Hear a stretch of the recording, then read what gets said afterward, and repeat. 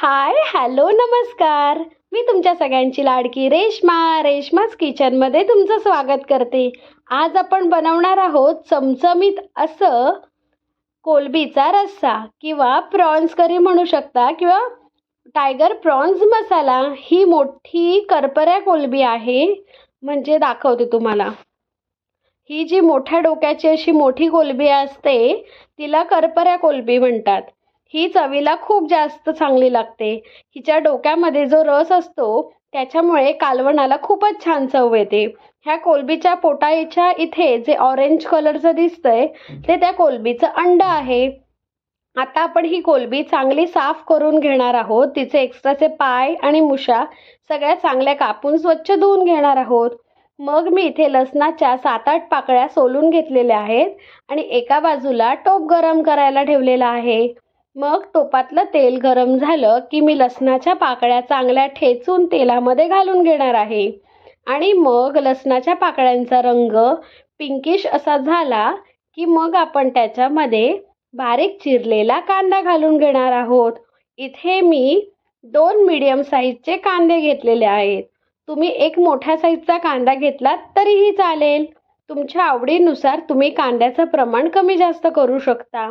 पण कांद्यामुळे ह्या ग्रेव्हीला थिकनेस येतो, म्हणून मी इतका कांदा घातलेला आहे. आता आपला लसूण पिंकिश कलरचा झाला की मग आपण ह्याच्यामध्ये हा कांदा चांगला बदामी कलर येईपर्यंत हाय फ्लेममध्ये परतून घेणार आहोत, म्हणजे आपला कांदा पटकन परतून होईल. इथे मी एका बाजूला अद्रक लसूणची पेस्ट करून घेतलेली आहे. आता कांदा चांगला परतून झाला की मग आपण त्याच्यामध्ये अद्रक लसूणची पेस्ट घालून तीही चांगली परतून घेणार आहोत.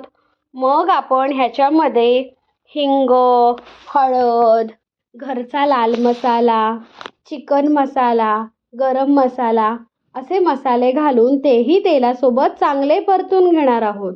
आणि मग झाकण ठेवून थोडेसे शिजवूनही घेणार आहोत, म्हणजे तेलासोबत मसाले चांगले शिजले की ते तेल सोडतात अजून मसाल्यातून आणि फ्लेवर खूप छान येतो. आणि मग हे सगळे मसाले परतून झाले की मग आपण त्याच्यामध्ये ह्या साफ केलेल्या कोलंब्याही चांगल्या परतून घेणार आहे. सगळ्यात आधी पाणी घालायची घाई करायची नाही, नाहीतर कोलंबीचा रस रश्श्यामध्ये उतरत नाही आणि इतकी चांगली चवही येत नाही. त्याच्यामुळे कोलंब्या ह्या तेलासोबत कांद्यासोबत आधी चांगल्या परतून घ्यायच्या आणि मगच पाणी घालायचं. आधी घाई करायची नाही पाणी घालायची, नाहीतर चव चांगली येणार नाही. आता हे सगळं परतत असताना इथे मी कांदा खोबऱ्याचंही वाटण घातलेलं आहे. मी एक सुका नारळ चांगला काळा होईपर्यंत गॅसवर भाजून घेतला आणि मग कांदाही भाजून घेतला. मग तो स्वच्छ धुतला आणि मग त्याच्यामध्ये थोडंसं अद्रक, लसूण, मिरची, कोथिंबीर असं घालून ते चांगलं मिक्सरमध्ये बारीक करून घेतलं.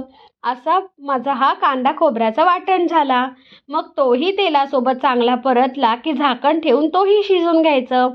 त्याचंही तेल सुटलं की मग आपण ह्याच्यामध्ये कोलंबी घालू आणि कोलंबीही चांगली परतून झाली की मग आपण त्याच्यामध्ये पाणी आणि कोकमाची अगळ घालू.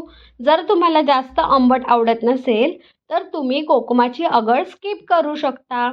तीही स्किप केली तरी काही चव वाईट लागत नाही. इथे मी मीठही ह्याच्यामध्ये घालून मिठासोबत चांगलं परतून घेणार आहे आणि मग थोडंसं पाणी घालून त्याचा रस्सा बनवून घेणार आहे.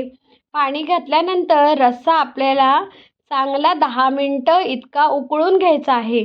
रस्सा कोलंबीसोबत चांगला उकळून घेतला तर कोलंबीचा रस चांगल्या रश्श्यामध्ये उतरतो आणि रस्सा आपला एकदम टेस्टी बनतो. तुम्हाला ही रेसिपी कशी वाटली ती नक्की कमेंट करून सांगा. रेश्माज होम किचन या यूट्यूब चॅनलला नक्की सबस्क्राईब करा. रेश्माज किचन या फेसबुक पेजलाही नक्की फॉलो करा. अजून तुम्हाला कोणत्या नवनवीन रेसिपी माझ्या चॅनलवर पाहायला आवडतील त्याही कमेंट करून सांगा. Thank you so much.